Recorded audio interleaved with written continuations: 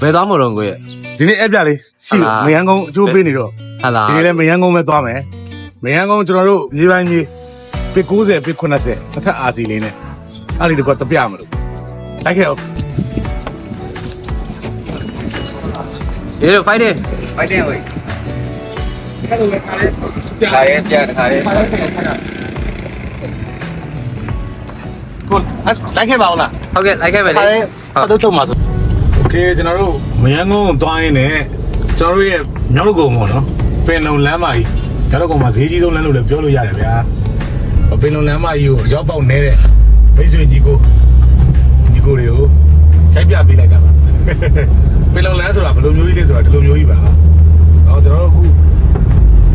ရန်ကျိုးပေးနေတဲ့မယန်းကုန်းမြို့ကိုတက်မှာပါပေ90ပေ80မြေပိုင်းမြေအမြေပေါက်တိတ်တောင်းခွဲခေါ်ထားပါတယ်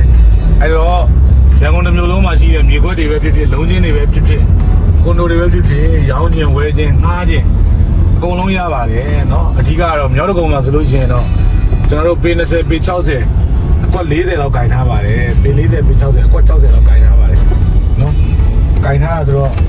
လူကြီးမျိုးလည်းကင်နေတယ်ဆိုရင်လာခဲ့ပါပတ်စံလူကြီးကင်ပြီးတော့စောင့်နေပါမယ်မြောက်တကုံမှာခုလောလောဆယ်တော့မယန်းကုန်းခဏသွားလိုက်ပါအောင်မယ်ကျေးဇူးတင်ပါတယ်